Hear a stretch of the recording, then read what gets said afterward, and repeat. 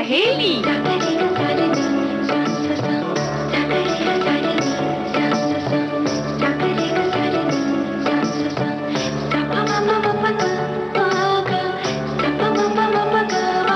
सखी सहेली।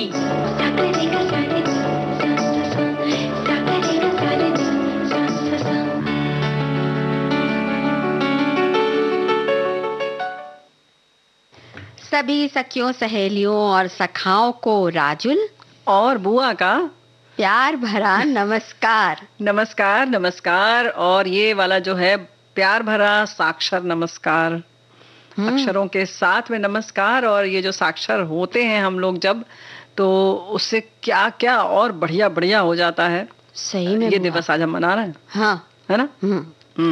तो बहुत कुछ होता है साक्षरता से, और साक्षरता के साथ साथ अच्छा बुआ, ये बातें तो हम लोग कर ही लेंगे कि साक्षरता कहाँ कहाँ तक फैली हुई है, मतलब सिर्फ किताबों तक नहीं सिमटी दिख रही है, बहुत दूर दूर तक फैली है। अच्छा, उसके पहले बताओ क्या बताना चाह रही हो। साक्षरता बहुत महत्वपूर्ण है, लेकिन एक और चीज बहुत महत्वपूर्ण है, और वो है हमारा स्वास्थ्य। और स्वास्थ्य को सही रखने में जो सहायक है, उसमें से एक है फिजियोथेरेपी। हाँ ठीक है, बिल्कुल सही कह रही हो। फिजियोथेरेपी एक बहुत बड़ी थेरेपी है, और बहुत सारी ऐसी दिक्कतें हैं, उनको बीमारी तो हमें लगता नहीं कहना चाहिए। ठीक है, बीमारी भी है, लेकिन दिक्कतें ज़्यादा उनमें आती हैं, और वो जो है वो सिर्फ फिजियोथेरेपी से ही ठीक होती हैं। तो आज उनका भी दिन है। तो विश्व भौतिक चिकित्सा दिवस की भी बधाई, बहुत सारी बधाई। और आज हम सखी विशेष में बात कर रहे हैं डॉक्टर अबान मिस्री की, जो कि भारत की पहली महिला तबला वादक कही गई हैं, और आज हम उनकी बात करेंगे। और इसके साथ बुआ और हम क्या करेंगे, हाँ उसकी भी बधाई दे देते हैं, क्योंकि व्यंजन विधि बताएंगे और बहुत अच्छे अच्छे व्यंजन बताएंगे, तो उसकी भी ढेर सारी बधाई। और जिन्होंने लिखकर भेजा है व्यंजन, उनको तो बधाई, और जो लिखकर भेजने वाले हैं उनको भी ढेर सारी बधाई। वो जो भेजने वाले, जिन्होंने भेजा है, उनको तो मतलब बहुत बहुत बहुत बहुत धन्यवाद भी। लेकिन जो भेजने वाले हैं उनको ये बता दें कि हम लोग ना आज मोदक की बात करेंगे। ऐसा तरह तरह के मोदक है, कैसा रहेगा बुआ बताइए ना। नहीं ठीक है, चलो अच्छा रहेगा ना। हाँ बहुत अच्छा रहेगा। तो ठीक है, अभी गणेश चतुर्थी आने वाली है, तो खाना ही है। रक्षाबंधन पर खाया गया, और अभी दही हांडी हुई, उसमें भी मोदक तो आ ही जाता है, और वैसे भी खा लिया जाए तो उसका मजा ही अलग है। और कहीं मोदक में जो है साक्षरता दिवस भी जुड़ जाता है, तो उसका मजा और द्विगुणित हो जाता है। और हमारे एक साथियों ने लिखा भी है कि ये जो हम लिख रहे हैं इस वक्त आपको संदेश, तो ये भी तो साक्षरता दिवस के कारण ही लिख रहे हैं, साक्षर हैं इसलिए लिख रहे हैं। तो साक्षर हैं, और न सिर्फ अक्षरों से साक्षर हैं, बल्कि डिजिटली भी साक्षर हैं। तो भाई पढ़ना लिखना बहुत बड़ी चीज है, क्या कहती हैं आप? हाँ, लेकिन गाना सुनना भी तो उतना ही जरूरी है। हाँ।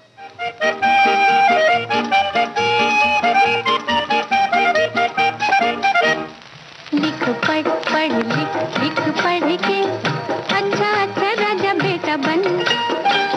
लिख पढ़ पढ़ लिख लिख पढ़ के अच्छा अच्छा राजा बेटा बन।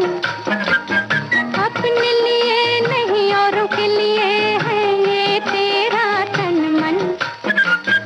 अपने लिए नहीं औरों के लिए है ये तेरा तन मन। लिख पढ़ पढ़ लिख लिख पढ़ के अच्छा अच्छा राजा बेटा बन।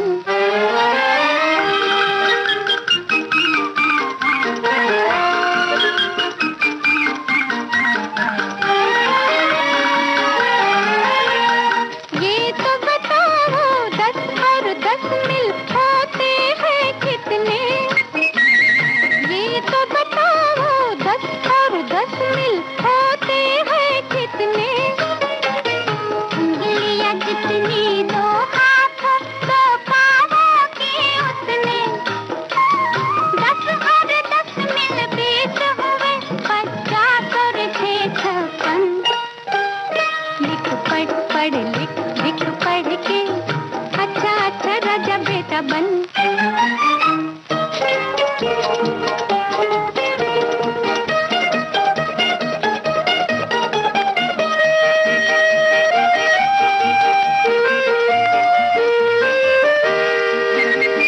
बोलो तुलसीदास कौन थे और कहाँ रहते थे।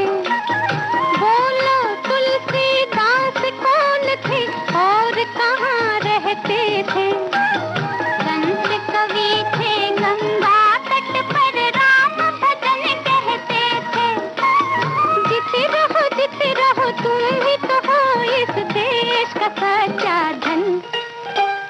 लिख पढ़ पढ़ लिख पढ़ के अच्छा अच्छा राजा बेटा बन।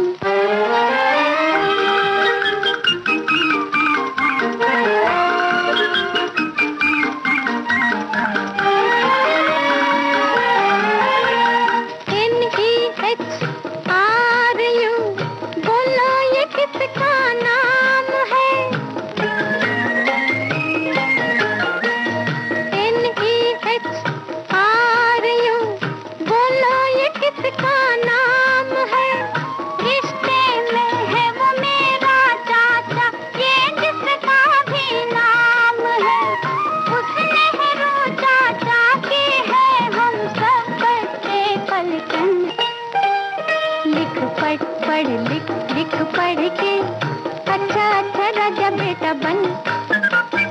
अपने लिए नहीं औरों के लिए है ये तेरा तन मन। लिख पढ़ लिख पढ़ के अच्छा अच्छा राजा बेटा बन। देखा ना बुआ, यही आप कहती थी ना, पढ़ो लिखो, पढ़ोगे लिखोगे तो बनोगे नवाब। वैसे वो दूसरी वाली बात तो झूठी पड़ गई है। लेकिन अभी भी वो बात तो है कि नवाब तो बना जाता है। हाँ, बना जाता है, अलग ढंग से एक नवाबी तो आ ही जाती है। और 8 सितंबर को ये जो पूरी दुनिया में मनाया जाता है अंतर्राष्ट्रीय साक्षरता दिवस, इसको मनाने की सिफारिश पहली बार 1965 में ईरान ने की थी और विश्व शिक्षा मंत्रियों के सम्मेलन के दौरान ये सिफारिश की थी उन्होंने। जी। और फिर क्या हुआ था? फिर 26 अक्टूबर 1966 को यूनेस्को ने निरक्षरता की इस एक वैश्विक समस्या इसको माना था और इसको दूर करने के लिए 8 सितंबर को अंतर्राष्ट्रीय साक्षरता दिवस मनाने की घोषणा की थी। तो बस उस समय तो यही कहा गया था कि भाई अंतर्राष्ट्रीय समुदाय को साक्षरता के महत्व का पता लगे और ज्यादा से ज्यादा साक्षर समाज बने और इसमें सब लोग प्रयास करते रहे। उस समय यही उद्देश्य बिल्कुल सही बात है, लेकिन ये उद्देश्य केवल यही तो नहीं, मतलब था, कहने के लिए लग रहा है, लेकिन उसी से सब चीजें अपने आप जुड़ जाती हैं और मिल भी जाती हैं। जो सोच होती है उसके पीछे या जो लक्ष्य आज हम सोच रहे हैं, वो जो बीज है वो अपने आप में परिपूर्ण था। ये सोचना कि भाई ज्यादा से ज्यादा लोग साक्षर हों और साक्षर समाज बने। तो भाई इस तरह से विश्व साक्षरता दिवस लोगों को साक्षर होने के लिए प्रेरित करता है, एक सुनिश्चित करता है कि सभी लोग साक्षर हों और ये लक्ष्य माना जाता है कि सभी लोग साक्षर हों और इसकी पूर्ति के लिए वयस्क साक्षरता दर को भी बढ़ावा दिया जाता है। अब इसमें होता है वयस्क साक्षरता दर क्या है, तो ये जो कहते हैं ना कि एडल्ट एजुकेशन या प्रौढ़ लोग पढ़ें, प्रौढ़ जो कि मान लेते हैं कि अब हमें पढ़ने की क्या ज़रूरत है, तो भाई ऐसा नहीं है, इसका भी उतना ही महत्व है। तो कहीं ना कहीं इसके महत्व को समझते हुए या कि किसी भी उम्र में पढ़ लेना ही बहुत जरूरी है, मतलब पढ़ना बहुत जरूरी है, उम्र चाहे कोई भी हो, बिल्कुल, है ना। तो संयुक्त राष्ट्र के 2030 के एजेंडा के अनुसार भी सतत विकास में साक्षरता का महत्व है। ये कितनी बड़ी बात है। और जिस देश के नागरिक जितने साक्षर होंगे वो देश उतना ही उन्नति करेगा। बिल्कुल। तो मतलब सीधी सी बात है कि उन्नति से जुड़ा हुआ ये मामला है। उन्नति से जुड़ा हुआ मामला है और आजकल के लिए तो ये उन्नति बहुत ही ज्यादा है, मायने रखती है। जब साक्षरता की बात करते हैं, इस बार की थीम बुआ बड़ी अच्छी है। हाँ, क्या है? अच्छा, ये मतलब ये पूछना है। हाँ। टिकाऊ और शांतिपूर्ण समाजों की नींव। हाँ। तो मतलब बदलती हुई दुनिया के लिए साक्षरता को बढ़ावा देना, टिकाऊ और शांतिपूर्ण समाजों की नींव, ये है। हाँ। अब अंग्रेजी में तुम बताओगी, हमें पता है। हाँ, बताओ। Promoting literacy for a world in transition, building the foundation for sustainable and peaceful societies. जी, तो हर चीज जो सस्टेनेबल होती है उसका महत्व एकदम अलग होता है। आज हमने किया और कल किसी चीज को छोड़ दिया या उसके महत्व को कम समझा, किसी और चीज को पकड़ लिया, उससे बेहतर है कि वो सस्टेनेबल हो, जो भी चीज हम करें शाश्वत रहे। हाँ, बिल्कुल।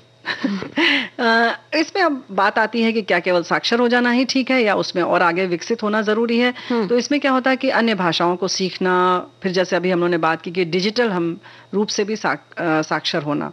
जैसे हमारे साथियों ने जब लिखा है अपने फेसबुक पर पेज पर, और हम अगर फोन के माध्यम से उनके संदेश को पढ़ रहे हैं, वो रेडियो के माध्यम से सुन रहे हैं, कहीं ना कहीं वो ट्यून कर लेते हैं रेडियो को, या हमारे न्यूज़ ऑन या यार ऐप पर सुन लेते हैं, उसको लगा लेते हैं, वहां तक पहुंच जाते हैं, यहीं पर यह भी बताना चाह रहे हैं कि जैसे कि सखी सहेली कार्यक्रम हमारे साथियों को बहुत पसंद है, वो YouTube पर उपलब्ध भी है ना, विविध भारती के पेज पर, उसमें उनके YouTube पर, तो आप वहां पर अगर पुराने कार्यक्रमों को सुन लेते हैं तो आप डिजिटली भी साक्षर हैं। बिल्कुल, है ना? बिल्कुल।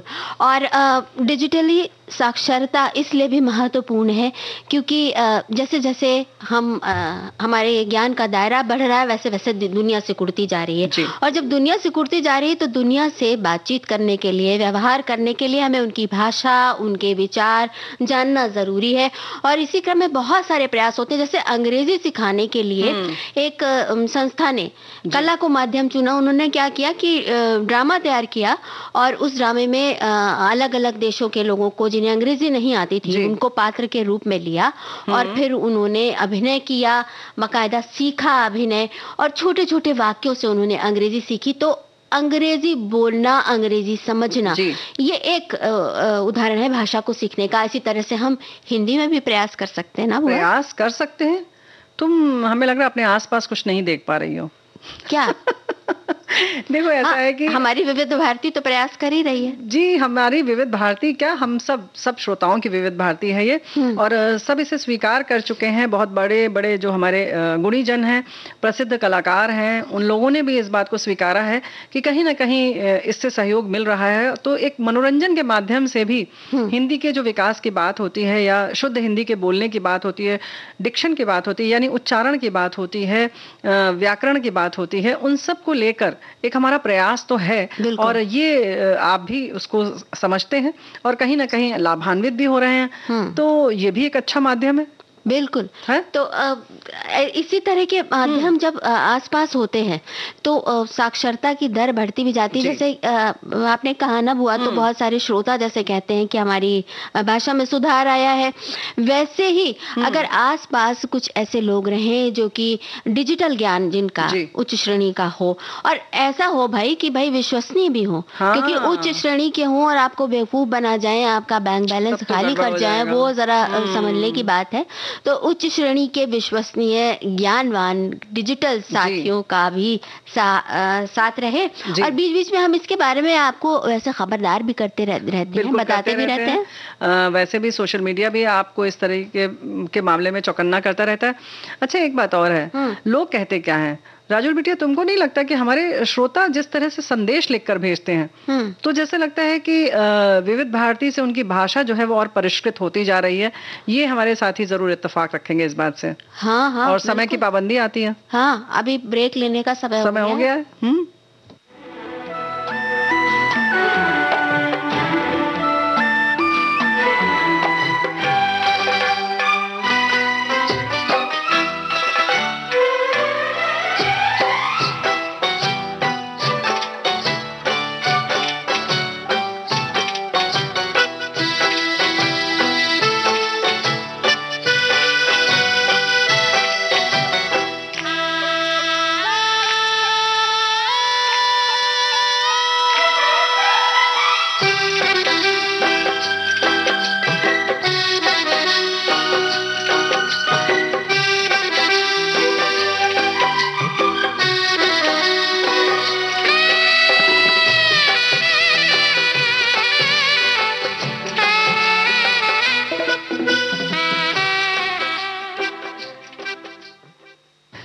तो हम वापस लौट आए, ब्रेक खत्म हो गया। जी हाँ, और साथ में क्या लाए हैं?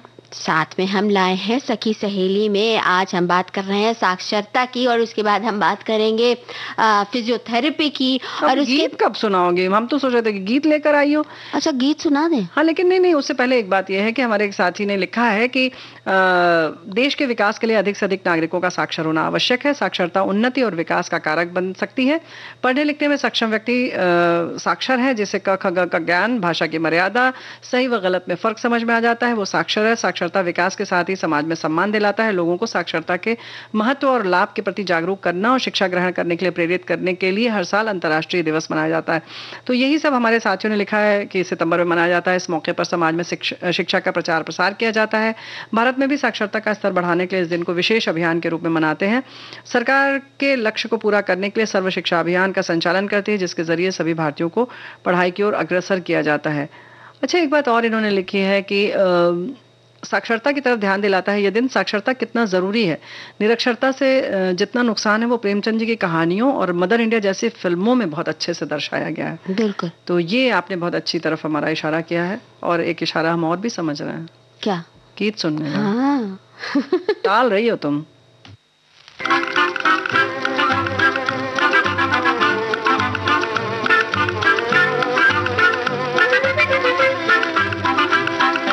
दिल तेरा दीवाना ओ मस्तानी बुलबुल, तुम कितना ब्यूटीफुल है, तुम कितना ब्यूटीफुल। अरे दिल तेरा दीवाना ओ मस्तानी बुलबुल, तुम कितना ब्यूटीफुल है, तुम कितना ब्यूटीफुल। प्यार में तेरे सैया हम कर डाला पागल, तुम कितना वंडरफुल है, तुम कितना वंडरफुल।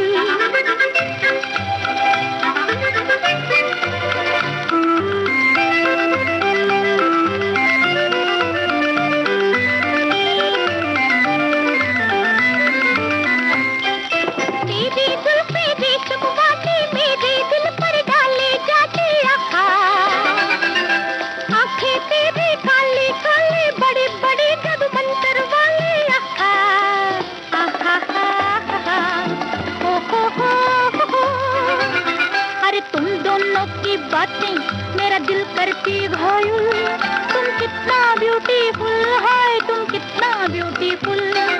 प्यार में तेरे सैया हम कर डाला पागल, तुम कितना वंडरफुल है, तुम कितना वंडरफुल।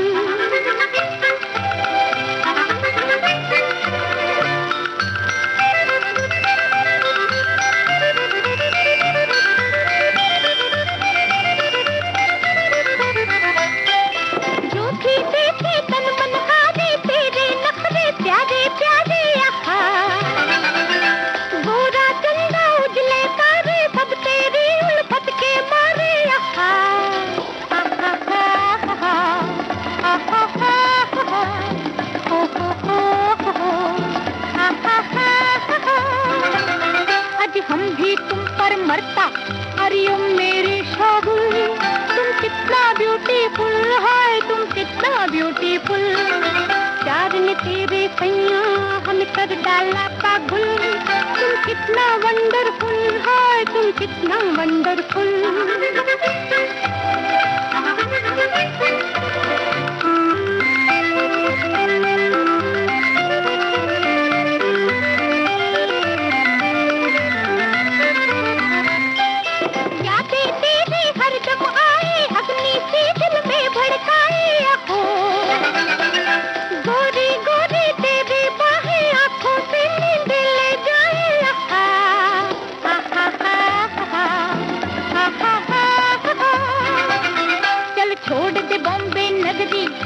भाग चले काबुल, तुम कितना ब्यूटीफुल है, तुम कितना ब्यूटीफुल। प्यार ने तेरे सैया हम कर डाला पागल, तुम कितना वंडरफुल है, तुम कितना वंडरफुल। अरे दिल तेरा दीवाना ओ मस्तानी बुलबुल, तुम कितना ब्यूटीफुल है, तुम कितना ब्यूटीफुल। ये जो गाना है मजे का, ब्यूटीफुल ब्यूटीफुल, तो सच में ब्यूटीफुल है। और वो अच्छा एक बात है कि कई बार हम ये कहते हैं कि मतलब भाई हमारी भाषा और हमारा ज्ञान उस पर कई बार मतलब ज्यादा जोर देते हैं और उसको ज्यादा महत्व देते हैं। अच्छी बात है, लेकिन ज्ञान और भाषा की कोई सीमा नहीं है। अगर हम भाषा कोई और भी सीख रहे हैं या कहीं और से भी ज्ञान मिल रहा है, बिल्कुल, तो वो अच्छा है। कहाँ से ले रही हो ये सब? जैसे आपसे। ये सब ज्ञान कहाँ से ले रही हो? आपसे। ठीक है भैया, हमारी बिल्ली के बारे में बताती जा रही है ना, उससे। तुम बताओ ना। वैसे तो हमारे साथी ये भी लिख रहे हैं कि बिल्कुल सही कहा आपने, हमारी भाषा जरूर अच्छी हो गई, लिखावट भी अच्छी हो गई। हम तो लिखना ही भूल गए थे और बोलचाल की भाषा में हिंदी के इंग्लिश बोला और लिखा जा रहा था। बहुत सारे इन्होंने लिखा है कि व्यंजन विधियां, गांव के रीति रिवाज और श्रोता परिवार सब हमें विविध भारती से ही मिल गया है। तो बिल्कुल सही बात है, खान पान। हाँ, तो अच्छी बात है और हम प्रयास करते रहेंगे कि कुछ इसी तरह से आपकी इंग्लिश जो है वो हिंदी में ही बनी रहे तो अच्छा रहेगा। हाँ बिल्कुल जी। एक हमारे श्रोता ने लिखा है कि बचपन की बात शेयर कर रहा हूँ। मैं जब प्राइमरी स्कूल में पढ़ाई कर रहा था उन दिनों, मतलब साल 1957 की बात है। मेरे बड़े भैया रोजगार के लिए हमारे प्रदेश के बाहर अक्सर रहा करते थे और घर रही मेरी बड़ी भाभी जो अनपढ़ थी तो उनसे पत्र व्यवहार नहीं कर सकते थे। तब उसे अक्षर ज्ञान और अंक ज्ञान सिखाने के लिए हमारे घर एक शिक्षिका बहन हर रोज आती थी और कुछ महीनों के अंदर पढ़ना लिखना आ भी गया तो धीरे धीरे पत्राचार करना भी सीख गई थी। क्या बात है, अच्छी बात है। हाँ अच्छी बात है। तो वैसे ही हमारे साथी ने और भी बहुत सारी चीजें लिखकर भेजी हैं। इन्होंने लिखा है कि साक्षरता वरदान है, कोई ये कह रहा है। एक ने ये अपनी बात साझा की, अंतर्राष्ट्रीय साक्षरता दिवस पर आज अगर हम साक्षर न होते तो टिप्पणी न लिख पाते और न ही आज के विषय जान पाते। साक्षर न होने की वजह से हमें दूसरों पर निर्भर होना पड़ता है। साक्षर का मतलब पढ़ना लिखना तो है, साथ में ज्ञान अर्जित करना है, सोच समझ कर निर्णय लेना, रोजी रोटी कमाना, दूसरों की सहायता करना आदि भी सम्मिलित होता है। एक बार फर्श पर पड़ी कागज पर मेरा पैर गलती से छुआ। मेरी अशिक्षित सासू माँ तुरंत उस कागज को उठाकर आंखों से लगा ली। उनका कहना है कि उस कागज पर लिखा अक्षर भगवान समान है। तो क्या बात है, वास्तव में विद्या तो ईश्वर का ही रूप है। बिल्कुल सही बात है। यानी कि एक बात यह है कि इतना महत्व है उसका। जैसे कि हम भगवान को पूजते हैं वैसे हमें अक्षर को पूजना चाहिए और जैसे हम भगवान की खोज करते हैं वैसे हमें अक्षरों की खोज करनी चाहिए। नित्य नए अक्षर से जो शब्द बनते हैं उनकी भी खोज हमें करते रहना चाहिए। बिल्कुल, है ना? बिल्कुल। और हमें अब क्या करना चाहिए? भौतिक चिकित्सा दिवस है तो भाई फिजियोथेरेपिस्ट के पास तो अभी नहीं जाना है, लेकिन इसका जो महत्व है वो तो हमें समझना ही होगा, क्योंकि 8 सितंबर को ये भी मनाया जाता है भौतिक चिकित्सा यानी फिजियोथेरेपी, जो चिकित्सा का बहुत महत्वपूर्ण अंग है। और ये बता दें कि दुनिया के सभी फिजियोथेरेपिस्ट का एकमात्र संगठन है विश्व भौतिक चिकित्सा परिसंघ यानी world confederation of physical therapy, जिसकी स्थापना हुई थी 8 सितंबर 1951 को। और 1996 में विश्व भौतिक चिकित्सा परिसंघ जो था उसने 8 सितंबर को विश्व भौतिक चिकित्सा दिवस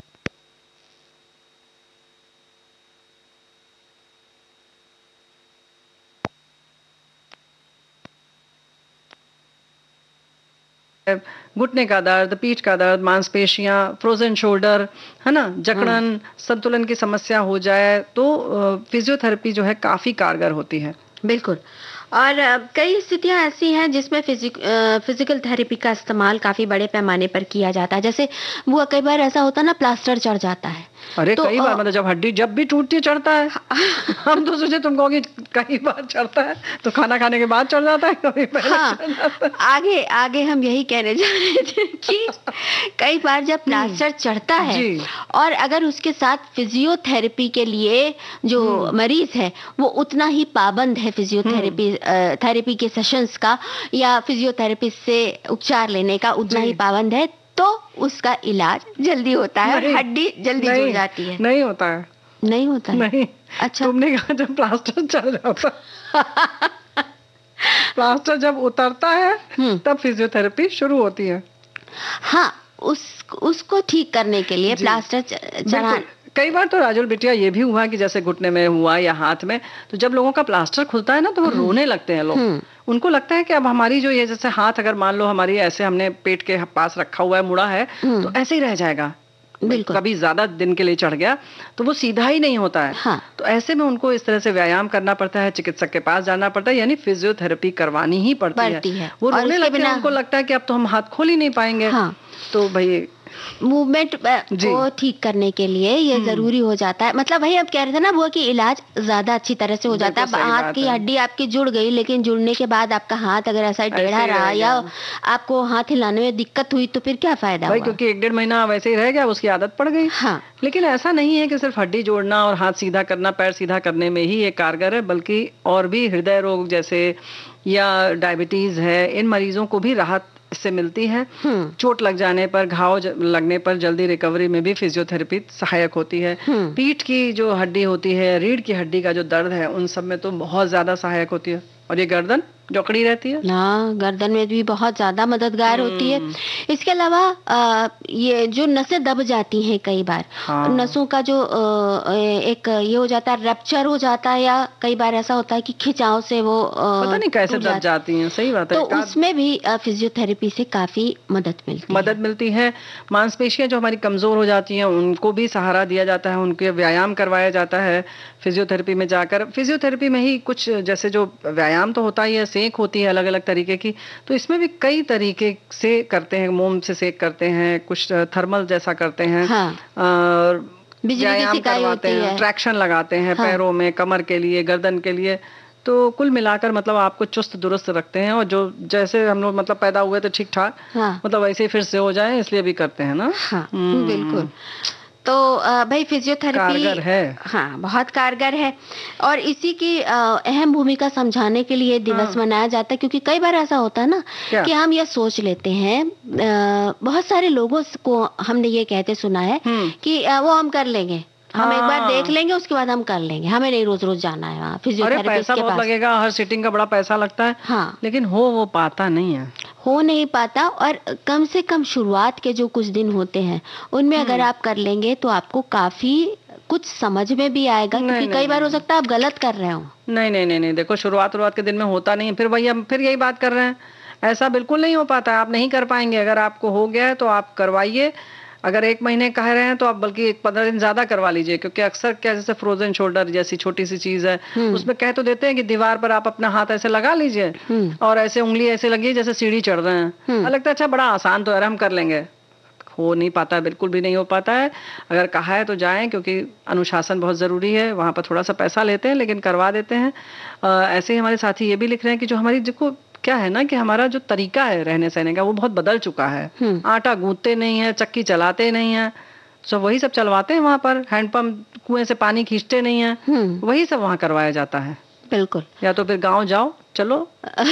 हाँ। और गांव जाने पर भी क्योंकि अब वो चीज छूट चुकी है ना। हाँ। तो हो सकता है कि कर नहीं पाएंगे। हाँ, करते करते हो जाए और कोई चौथी बीमारी लग जाए। हाँ, सही तो इसलिए अच्छा ये है कि एक नियंत्रित माहौल में फिजियोथेरेपिस्ट के देख रेख में हम उस तरह की एक्सरसाइजेस करें अगर बताई गई हैं तो। नहीं बिल्कुल। और क्योंकि उनको पता होता है कि हमारे किस अंग में किस तरह से कितना खिंचाव चाहिए, कितना दबाव चाहिए, कितना उसको छोड़ना है और कितनी देर करना है। तो ये सब चीजें बिल्कुल सही बात है कि विशेषज्ञ होते हैं, उसकी वो पूरी पढ़ाई करके जाते हैं। हाँ। ऐसे ही कोई नहीं बन गया कि अच्छा हमको बड़ी जानकारी है लाओ हम कर लें।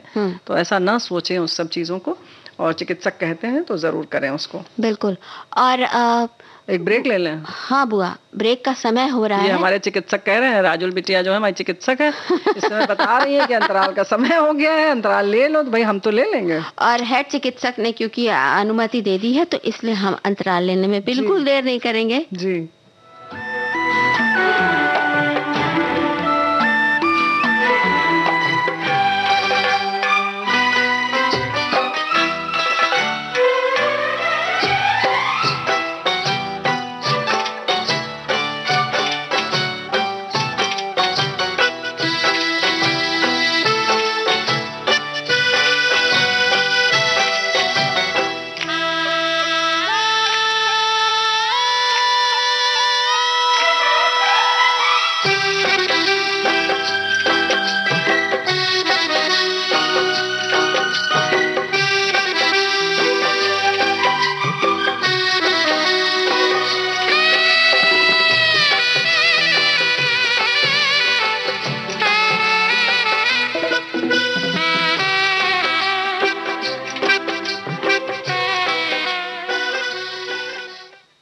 छोटा सा अंतराल था, पूरा हो गया और हम लौट आए हैं सखी सहेली कार्यक्रम में। अब हमारे चिकित्सक क्या कह रहे हैं? वो हमारी तो चिकित्सा और मरीज वो सब की एक ही जोर जोर से चिल्लाती हुई पुकार है। क्या मैं गाना सुना? गाना सुना दो, गाना सुना दो।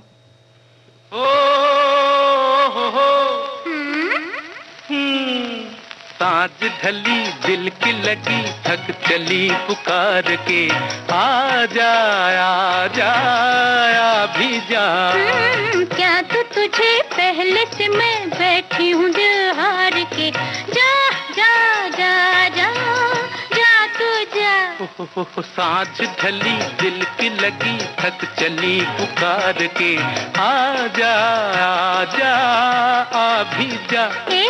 क्या दूं तुझे पहले से मैं बैठी हूँ दिल हार के। जा जा जा जा जा तू जा।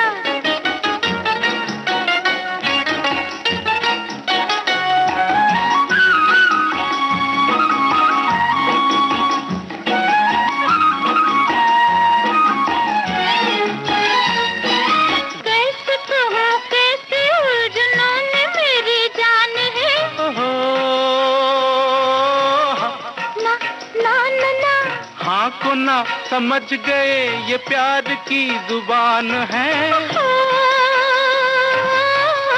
हाँ हाँ हाँ काटने हैं हमको दिन किसी के इंतजार के।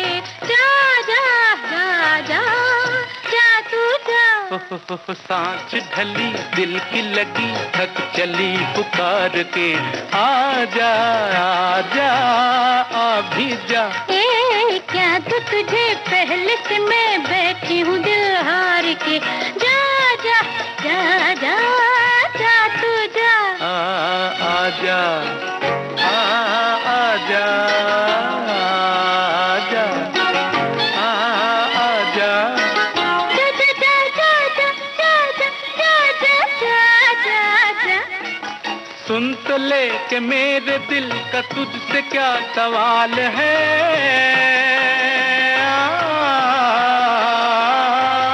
कुछ न कर सकूंगी मैं किसी का तो मलाल है। जा जा।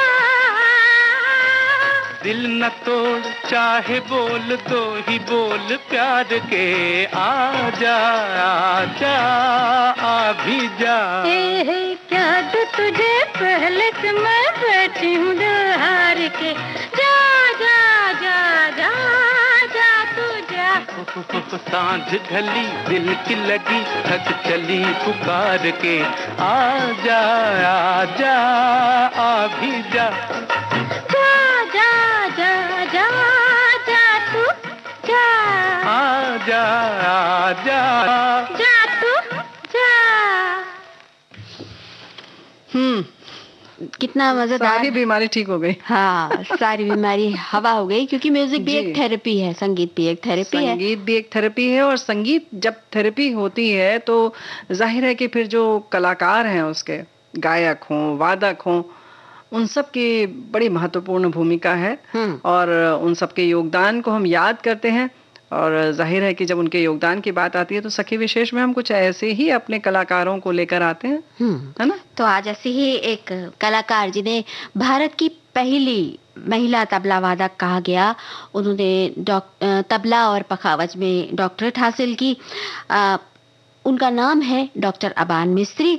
और सबसे बड़ी बात यह है कि उनकी जो डॉक्टरेट है उसने ये साबित कर दिया कि तबला कहीं विदेश से नहीं आया, बल्कि हमारे ही देश का अपना वाद्य है, वाद्य यंत्र है ये। तो श्रोताओं को जरूर मालूम भी होगा, सुना भी होगा उन्होंने कार्यक्रम में। संगीत सरिता में हमारे संग्रहालय से हमने अभी अप्रैल माह में ही उनकी एक संगीत सरिता में उनकी कड़ी सुनाई थी, उनके कार्यक्रम का हिस्सा। तो आज हम पहले उससे शुरुआत करते हैं, उनकी ही बात से, उनके तबला वादन से। फिर हम विस्तार से और बात करेंगे। ठीक है।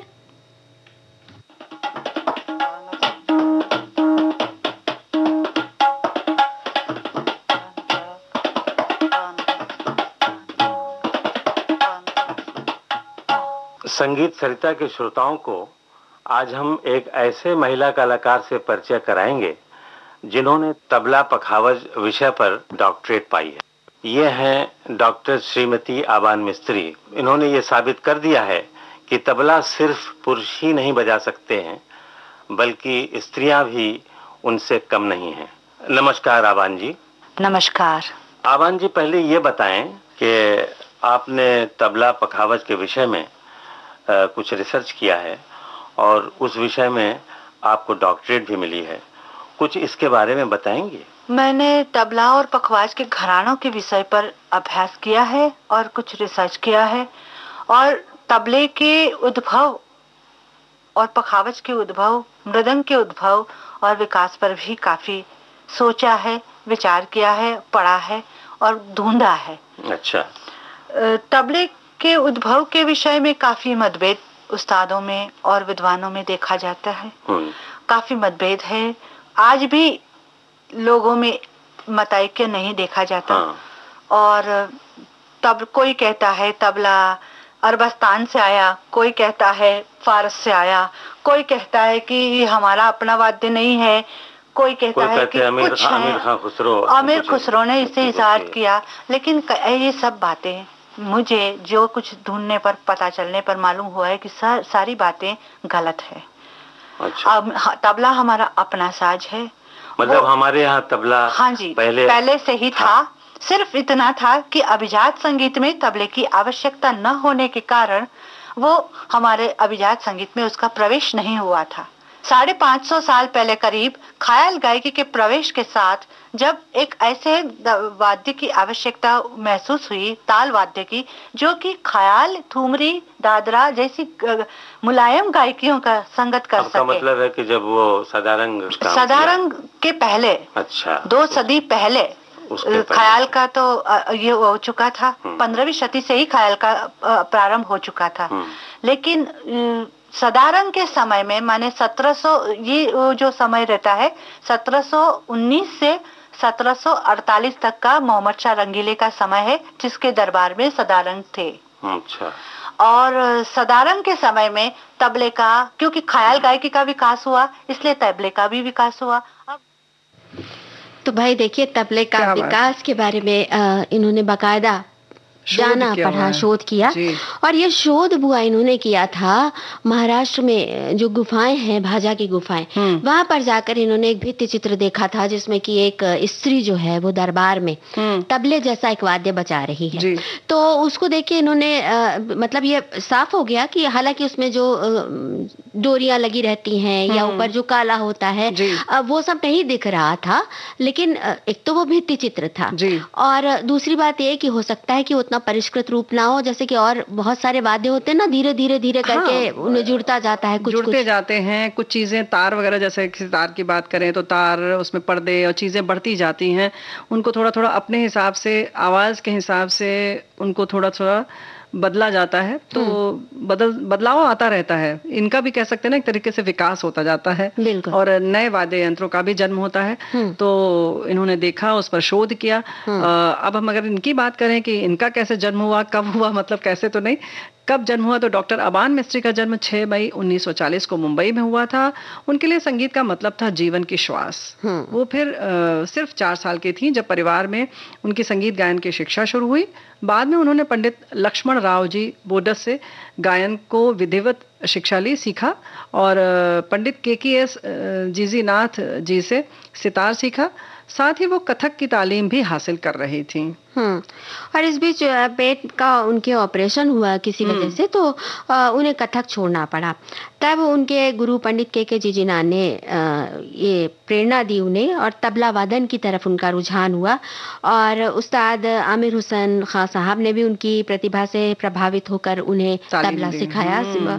तो इसके बाद उन्होंने तबला वादन के विभिन्न घरानों की बारीकियां सीखी और अपनी एक खास शैली विकसित की। क्या बात है।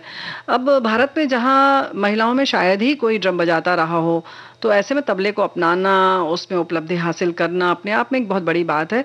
तबले पर शोध करते हुए उन्हें महाराष्ट्र स्थित भाजा गुफा की दीवार पर 2200 साल पुराना एक भित्ति चित्र, जिसकी तुम चर्चा भी कर रही थी, कि देखा उन्होंने महिला तबले जैसा कोई वाद्य यंत्र बजा रही थी। तो बस ऐसे ही कुछ लगता है कि कहीं से उन्हें प्रमाण, मतलब प्रेरणा मिल गई, है ना? इतिहास में तो प्रमाण मिल गया जी, लेकिन उस समय तबला वादन में अपनी पहचान बनाने के लिए उन्हें कोई जगह नहीं मिल रही थी। बड़ा कड़ा संघर्ष था। बिल्कुल। 1950 के दशक में जब उनका करियर शुरू हुआ तो लोग सुनने की जगह उन्हें देखने आते थे, क्योंकि उन्हें विश्वास ही नहीं होता कि कोई स्त्री भी तबला बजा सकती है। कई बार तो उन्हें ये भी सुनना पड़ा कि लड़की होकर भी अच्छा बजाती है। मतलब हम तो बजा ही नहीं सकती थी, लड़की होकर भी अच्छा बजाती है, क्या बात है। पुरुष कलाकार महिला कलाकारों के साथ संगत करना अपनी भाई प्रतिष्ठा के खिलाफ भी समझते थे। भाई इतना जब फर्क था तो कैसे वो बर्दाश्त करते कि हमारे संग ये संगत करेंगी। फिर भी यहाँ तक कि महिला कलाकार भी उन पर विश्वास नहीं करती थी, ना ही उन्हें गंभीरता से लेती थी, है ना। लेकिन उन्होंने खुद को और मजबूत करने और स्थापित करने और सारी तरह की ये जो बाधाएं थी इनसे पार जाने का फैसला किया और इसमें वो सफल भी हुई। भारत ही नहीं, विदेश में भी उन्हें तबला वादन के लिए विभिन्न पुरस्कारों और सम्मानों से नवाजा गया। देखो राजुल बिटिया, क्या होता है कि ऐसे क्षेत्र में जब हमारी बहनें आती हैं तो जैसे ये आई तबला वादन के क्षेत्र में तो खास मुकाम तो बना ही लेती हैं, जैसे इन्होंने भी बनाया। इसके संग संग क्या होता है कि बहुत सारे लोगों के लिए ये रास्ता खोल देती हैं, मार्ग प्रशस्त कर देती हैं, और वही इन्होंने भी किया। तबला वादन के क्षेत्र में आगे आने के लिए उन्होंने बहुत सारे लोगों को प्रेरित किया और तबले पर शोधपूर्ण पुस्तकें भी लिखी। 3 किताबें लिखी, पखावज और तबला इतिहास, स्कूल और परंपराएं, तबले की बंदिशें और भारतीय शास्त्रीय संगीत में पारसियों का योगदान। क्या बात है। उन्होंने अपने गुरु पंडित KK जिजना के साथ मुंबई में स्वर साधना समिति की स्थापना भी की। तो यानी कि उनका जो योगदान है संगीत के क्षेत्र में वो बहुत महत्वपूर्ण है, बहुत सारे लोगों के लिए मार्ग प्रशस्त कर गया। ऐसी शख्सियत ने 30 सितंबर 2012 को अंतिम सांसें ली और 2018 में मरणोपरांत भारत की प्रथम महिला वादक के रूप में राष्ट्रपति सम्मान से नवाजा गया उन्हें। तो आज भी जब कोई लड़की तबला बजाने चलती है जी, और अगर कोई नाक भौसी कोड़े कि अरे कुछ और बजा लो ना, अभी भी है ये बात। बिल्कुल है, बिल्कुल है, बिल्कुल मान के चलते हैं कि ये पुरुषों का वाद्य यंत्र है। जैसे कि बहुत सारी गाड़ियां होती है, मान लेते हैं कि ये पुरुष को ही चलाना चाहिए, ऐसे ही बहुत सारे कार्य क्षेत्र हैं। तो भाई किसी को कम ना समझा जाए, ये तो लगन की बात है और किस तरह से आगे बढ़ी उनकी कला को हम नमन करते हैं।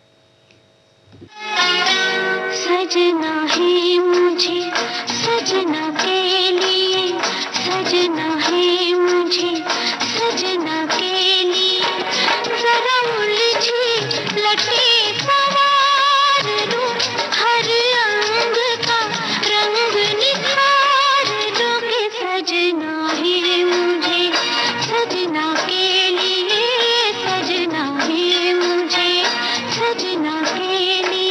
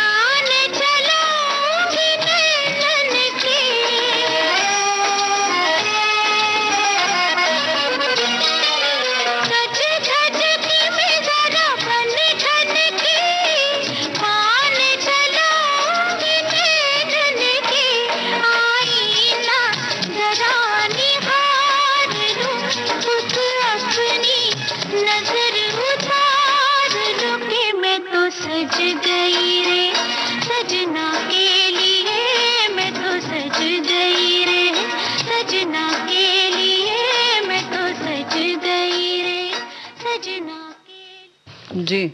बुआ, डॉक्टर साहब, अरे क्या बात है, क्या बात है। मतलब बुआ के पास, बुआ के दरबार में तो जो आए वो क्या क्या ना पा जाए। देखिए बैठे बैठाए हमको डॉक्टर की डिग्री मिल गई, ना तो हमने पीएचडी की है और ना ही हमने एमबीबीएस जैसा कुछ किया है, या हमने सीपीएमटी भी नहीं किया है, और बुआ के दरबार में आके बस दोनों हाथ भर जाते हैं। हमारे बारे में तुम लोग इतना शोध कर चुकी हो। हाँ। कि बुआ को क्या क्या पता है, क्या क्या सिखाई है, ये सब बस उसी बात की है ये डॉक्टरी तुम लोगों की। हाँ। हमारे एक साथी ने याद दिला दिया कि बुआ ने डिग्री दी है, तो हमने कहा फिर से याद दिला दे।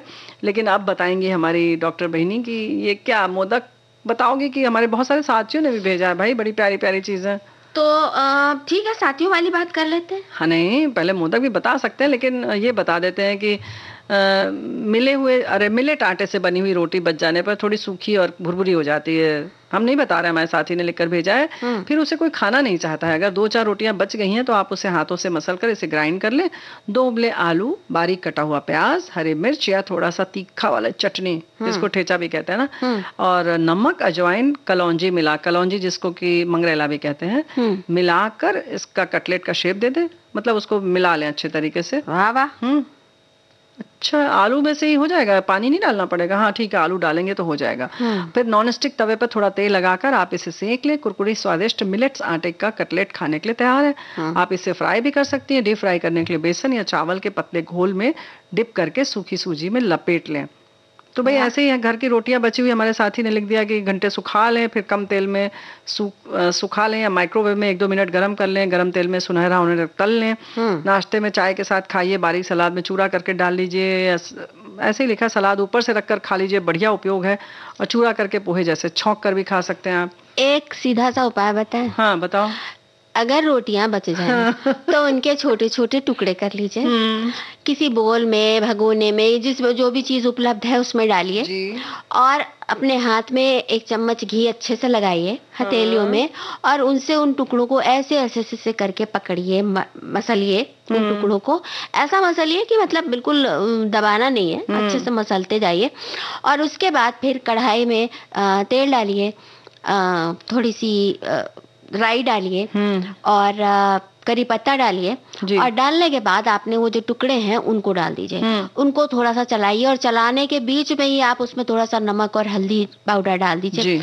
और इसके पहले जब आप टुकड़ा कर रही हैं उसके पहले आप प्याज अच्छे से, मतलब जो खूब होता है ना महीन वाला, फाइन चॉप करके उसको रख लें, खूब बारीक वाला काट लें। हाँ, प्याज और हरी मिर्च इन दोनों को मिला के काट लें। अब जो आप थोड़ी देर आपको हो जाएगा उसको चलाते हुए, तो उसके बाद आप उसमें प्याज डाल दें। थोड़ा सा गीला होगा वो, उसको अच्छे से मिलाते रहिए, मिलाते रहिए, मिलाते रहिए, मिलाते रहिए। टमाटर डाल लीजिए अगर आप खाना चाहते हैं। नहीं खाना चाहते तो आप बाद में नींबू डाल सकते हैं, वैसे टमाटर से भी मजा आएगा। और उसको खूब अच्छे से चलाते रहिए, चलाते रहिए। फिर चाहे तो अगर आप खटाई नहीं डाल रहे तो थोड़ी सी उसमें नहीं डालेंगे भाई, नींबू डालेंगे भाई, हो गया बस। अब या तो टमाटर डालेंगे, नींबू डालेंगे, फाइनल हो गया। तो ठीक है, अब आप डाल मत बताओ। तो ठीक है, आप डाल लीजिए, नींबू डाल लीजिए और हरी धनिया डाल लीजिए, और सजा के और खाइए, देखिएगा क्या मजा आएगा। आपको समझ में भी नहीं आएगा कि पोहा खा रहे हैं या कि हम रोटी। जब यही नहीं समझ आएगा क्या खा रहे हैं, हाँ, तो फायदा क्या खाने से? अरे बुआ देखो तुम इतना चलवाओगी कि हमें पता है मोदक नहीं बताओगे, और मोदक बताना पड़ेगा तुमको। मोदक तो बताए बिना जाए क्योंकि हमारे साथियों ने बताइए मोदक नहीं भेजा, बाकी आलू प्याज की पकौड़ी भेज दी, फिर वही सब चीजें। अच्छा तो ऐसा करते हैं, देखो जो तुमने अभी रोटी जो इतना इतना मसला था उसको, उसमें नमक में कुछ मत डालो भाई, खटाई पटाई कुछ मत डालो। ये जैसे हमारे एक साथी ने लिखा था, कुरकुरी कर लें उसको, माइक्रोवेव में सेक लें, ऐसे सेक लें या तल लें। फिर उसको खूब बारीक कर लीजिए, उसमें शक्कर मिला लीजिए पीसी हुई, और अगर आपको और घी लगता है तो और लगा लीजिए, और उसका लड्डू बना लीजिए। ठीक है, और मेवा भी उसमें डाल लीजिए। इसको नमक से हटाओ, थोड़ा सा, थोड़ा मीठा मीठा करिए। ठीक है ठीक है, चलिए आप आटे पर आ गई हैं तो हम भी आटे पर आ जाते हैं। मोदक बनाना पड़ेगा भाई, ऐसे थोड़ी चलेगा। तो ठीक है, आटे का मोदक सबसे पहले बनाते हैं। गेहूं का आटा 1 कप लीजिए, कद्दूकस किया हुआ गुड़ या गुड़ पाउडर जो भी आपके पास उपलब्ध हो 3/4 कप, बारीक कटे हुए काजू बादाम 1-1 चम्मच हो, नारियल कसा हुआ पाउडर या पाउडर फॉर्म में हो, जैसा भी हो, 2 चम्मच ले लीजिए, 1 चम्मच किशमिश ले लीजिए, इलायची पाउडर डाल ले लीजिए, घी ले लीजिए भूनने और तलने के लिए। अब करना क्या है कि कढ़ाई में घी डालकर उसको जो आटा है उसमें डाल के भून लेंगे। लगातार चलाते रहे, उसके बाद आटा हल्का सा सिक जाए तो उसमें सभी मेवे और नारियल डाल के अच्छे से भून लेंगे। अब गैस से उतार कर थोड़ी देर बाद उसमें गुड़ और इलायची पाउडर मिलाएंगे। अच्छा। जब मिश्रण पूरा ठंडा हो जाएगा तो थोड़ा सा दूध डाल के उसको गूंथ लेंगे। अच्छा। और फिर सांचे में डालकर उसका मोदक तैयार कर लेंगे। अच्छा, हाँ, एक बात तो है कि मोदक का सांचा भी आता है, हमारे बहुत सारे साथियों को नहीं पता होगा, आपको बता दें, क्योंकि बहुत सारी जगहों पर ये नहीं मिलता है। महाराष्ट्र और मध्य प्रदेश वगैरह में ज्यादा प्रचलन है इसका। जैसे कि गुजिये का सांचा आता है वैसे ही इसका भी सांचा आता है, वो रख लीजिए, बड़े प्यारे मोदक बनते हैं। नहीं तो फिर वही लड्डू बन जाएगा। हाँ, तो बस उसके बाद उसको तल लीजिए सांचे से निकाल के। क्या बात है। आप सही है, तल लीजिए तो गुलगुले जैसा बन जाएगा, बहुत मजेदार बनेगा।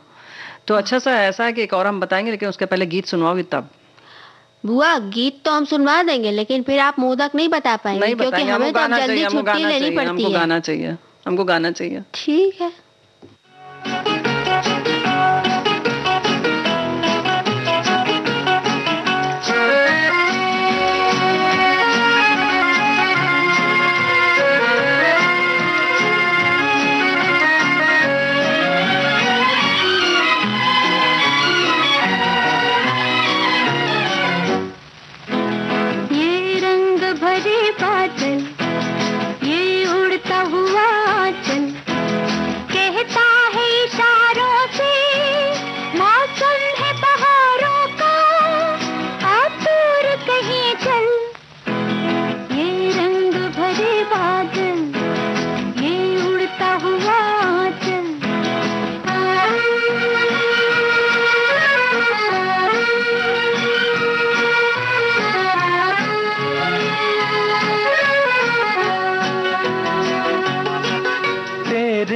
हंसी अंदाज सनम दीवाना बना कर छोड़ेंगे, तेरे ये हंसी अंदाज सनम दीवाना बना कर छोड़ेंगे। ये सोच लिया था पहले ही तुम्हें अपना बना कर छोड़ेंगे। अब राहें जिंदगी की हो जाएगी सहल, ये रंग भरे बादल, ये उड़ता हुआ आंचल, कहता है इशारों से मौसम है बहारों का, आ दूर कहीं चल। ये रंग भरे बादल, ये उड़ता हुआ आंचल।